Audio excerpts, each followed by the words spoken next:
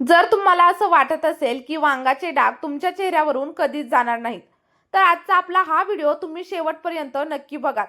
Skip वगैरे अजिबात करू नका, कारण आज मी माझ्या स्वतःच्या अनुभवामधून तुम्हाला एक घरगुती असा उपाय सांगणार आहे, ज्यामुळे माझ्या चेहऱ्यावरील हट्टी असे वांगाचे डाग पूर्णपणे निघून गेलेले आहेत. आणि तोच उपाय मी तुम्हाला सांगणार आहे. माझ्या चेहऱ्यावरती देखील खूप जास्त वांगाचे डाग झालेले होते आणि दिवसेंदिवस ते जास्तच वाढत चालले होते. आणि त्यामुळे चेहरा पूर्णपणे काळवंडला होता आणि पूर्ण चेहरा फक्त डागांनीच भरलेला होता. पण मी एक रेमेडी वापरायला चालू केली आणि तुम्ही व्हिडिओमध्ये पुढे बघू शकता की माझ्या चेहऱ्यावरती आता एकही डाग तुम्हाला दिसणार नाही. आणि हे कसं काय शक्य झालं तेच मी आज तुमच्यासोबत शेअर करणार आहे, जेणेकरून तुम्हाला देखील वांगाचे डाग घालवता येतील. आणि बघा, गोरी आणि चमकदार त्वचा तुम्हाला देखील आवडतच असेल, पण बऱ्याच वेळा असं समजलं जातं की वांगाचे डाग अजिबात निघणार नाहीत. पण तुम्ही ते नक्की घालवू शकता आणि याचे रिझल्ट देखील तुम्हाला नक्कीच मिळतील. त्याची जी काही प्रोसेस आहे ती तुमच्यासोबत मी डिटेलमध्ये शेअर करणार आहे, आणि त्यामुळे आपला हा व्हिडिओ शेवटपर्यंत नक्की बघा. तर इथे बघा, मी रेमेडी बनवण्यासाठी अगदी छोटा असा गुळाचा एक तुकडा घेतलेला आहे. आणि जर तुमच्याकडे भेसळयुक्त गूळ नसेल ना, तर अजून जास्त चांगलं, कारण केमिकल फ्री असा गूळ जर तुम्ही घेतला ना, तर त्याचे खूप चांगले रिझल्ट तुम्हाला पाहायला मिळतील. इथं मी गुळाचा एक छोटासा असा खडा घेतलेला आहे आणि तो आपली रेमेडी बनवण्यासाठी अगदी पुरेसा आहे. आता गूळ घेतला आणि त्याला आपल्याला बारीक असं किसून घ्यायचंय. जर तुमच्याकडे ग्राइंडर किंवा किसणी जर नसेल ना, तर तुम्ही याला खलबत्त्यामध्ये ठेचून घेतलं तरी देखील चालेल. फक्त आपल्याला काय करायचं, गूळ हा बारीक झाला पाहिजे. आणि जर गूळ नसेल तर त्याच्या जागेवरती तुम्ही गुळाची पावडर जरी घेतली ना, 1 ते 1.5 चमचा, तरी देखील चालू शकतं. आता इथं मी केमिकल फ्री गूळ वापरलेला आहे आणि तो छान असा किसून देखील घेतलेला आहे. साधारणतः 1 ते 1.5 चमचा एवढाच मी गूळ घेतलाय आणि तेवढा गूळ आपली आजची रेमेडी बनवण्यासाठी अगदी पुरेसा आहे. आता तो व्यवस्थित असा मिक्स करून आणि स्मॅश करून घेतलाय. आणि त्यानंतर आपण याच्यामध्ये ऍड करणार आहे ती म्हणजे हळद. कारण हळदीमध्ये भरपूर असे औषधी गुणधर्म असतात आणि आपल्या स्किनसाठी देखील हळदीचे खूप सारे फायदे आहेत. त्यामुळे साधारणतः चिमूटभर किंवा मग छोटा अर्धा चमचा एवढी हळद आपल्याला घ्यायची आहे. आणि गुळामध्ये आपल्याला हळद व्यवस्थित अशी मिक्स करून घ्यायची आहे. आता हळद व्यवस्थित मिक्स झाल्याच्या नंतर आपल्याला लागणार आहे ते म्हणजे दूध. तर साधारणतः 1 ते 1.5 चमचा एवढं दूध आपल्याला घ्यायचं आहे.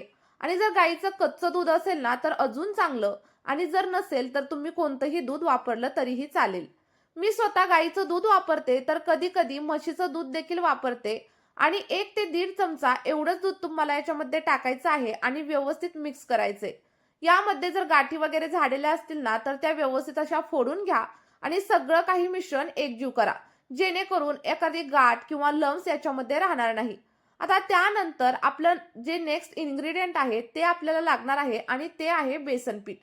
बघा, जर बेसन पीठ तुमच्याकडे नसेल तर त्याच्याऐवजी मुलतानी माती, तांदळाचं पीठ किंवा गव्हाचं पीठ देखील तुम्ही इथं वापरू शकता. यापैकी कोणतंही पीठ घेतलं ना तरी चालेल आणि त्याचा साधारणतः 1 चमचा एवढा जरी घेतला तरी बस होईल. आता हे व्यवस्थित असं मिक्स करून घ्या. आणि तुम्ही आपला हा व्हिडिओ कोणत्या गावामधून, कोणत्या तालुक्यामधून किंवा मग कोणत्या जिल्ह्यामधून पाहताय हे देखील मला कमेंट करून नक्की सांगा. आता व्यवस्थित असं मिश्रण मिक्स करून घ्या. आणि जर तुमची स्किन ड्राय असेल तर तुम्ही याच्यामध्ये 2 ते 3 थेंब एवढं कोकोनट ऑइल ऍड केलं ना तरी देखील चालेल.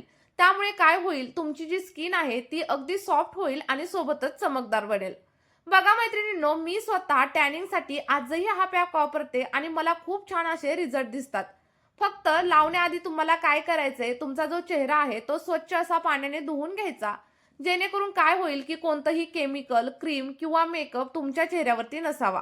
फक्त डागांवरती किंवा मग पूर्ण चेहऱ्यावरती तुम्ही हा पॅक लावू शकता.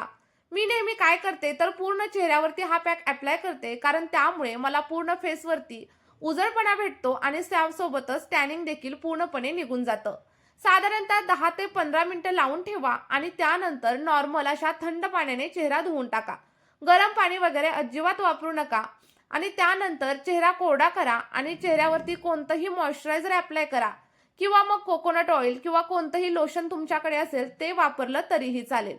हा जो उपाय आहे ना, तो किती दिवस नियमित केला तर तुम्हाला फरक दिसेल हे मी तुम्हाला सांगते. आणि जर तुम्हाला याच्या व्यतिरिक्त आणखी काही प्रश्न पडले असतील तर ते प्रश्न देखील तुम्ही मला कमेंट बॉक्समध्ये नक्की विचारू शकता. त्याचं मी तुम्हाला 100% उत्तर देईल.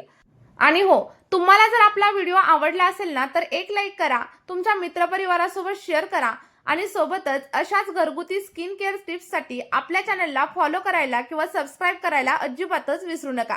चला तर मग भेटूया एका नवीन व्हिडिओमध्ये. तोपर्यंत बाय बाय.